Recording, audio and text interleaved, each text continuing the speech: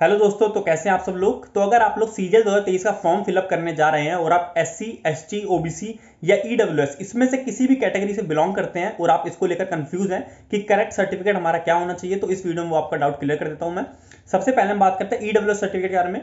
तो EWS certificate किस format में होना चाहिए वो आपको स्क्रीन पे दिख जाएगा। एसएससी इस फॉर्मेट पे आपसे ईडब्ल्यूएस सर्टिफिकेट मांगती है।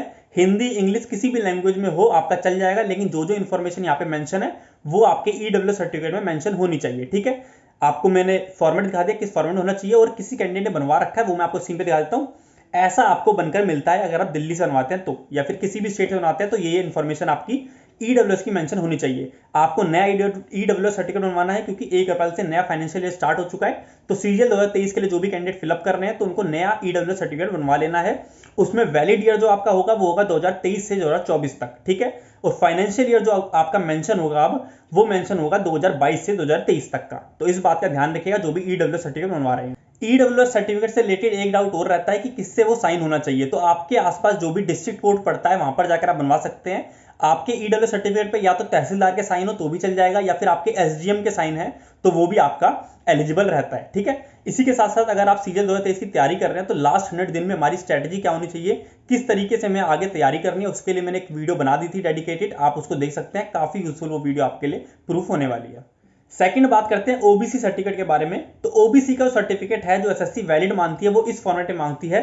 सेंट्रल लेवल का ओबीसी सर्टिफिकेट आपके पास होना चाहिए जो कि गवर्नमेंट ऑफ इंडिया द्वारा मेंशन हो। ठीक है, जो भी आपका सर्टिफिकेट होगा उसमें ऊपर लिखा हो कि इसको जो इशू करा है वो गवर्नमेंट ऑफ इंडिया ने करा है। स्टेट लेवल का ओबीसी सर्टिफिकेट आपका नहीं चलता है, इसको ध्यान में रखिएगा। बाकी हिंदी, इंग्लिश किसी भी लैंग्वेज में बना हो वो आपका इशू नहीं होता है। ओबीसी सर्टिफिकेट बनवाते टाइम डेट आपको देख लेनी है। अगर आपको ओबीसी सर्टिफिकेट बना हुआ है तो वो 3 मई 2020 के बाद इशू हुआ था तो वो बिल्कुल चल जाएगा। 3 मई को भी इशू हुआ था 2020 में तो भी चल जाएगा, लेकिन अगर वो 2 मई को इशू हुआ है, ठीक है, तो 3 साल अब हो जाएंगे आपके 2 मई 2023 में, तो वो आपका नहीं चलेगा, ये ध्यान रखिएगा। तो 3 मई या 3 मई के बाद 4 मई 5 मई को आपका बना था 2020 में तो बिल्कुल चल जाएगा। 2019 2018 में बना हुआ है आपको ओबीसी सर्टिफिकेट तो वो नहीं चलेगा, क्योंकि ओबीसी सर्टिफिकेट सिर्फ 3 साल के लिए वैलिड रहता है। इस बात का ध्यान रखिएगा। सेंट्रल लेवल ओबीसी सर्टिफिकेट आपको बनवाना है, उसके लिए आपके नियर बाय जो कोर्ट होगा, जो आपका डिस्ट्रिक्ट कोर्ट लगता है, वहां पे जाके बनवा सकते हैं ओबीसी सर्टिफिकेट। नेक्स्ट हम बात करते हैं एससी एसटी के बारे में। एससी एसटी का सर्टिफिकेट होता है वो भी गवर्नमेंट ऑफ इंडिया के द्वारा इशू होना चाहिए। आपके सर्टिफिकेट के ऊपर बाकायदा लिखा रहता है, आप उसे चेक कर लीजिएगा। बाकी उसमें कोई भी रिन्यू का चक्कर नहीं रहता है।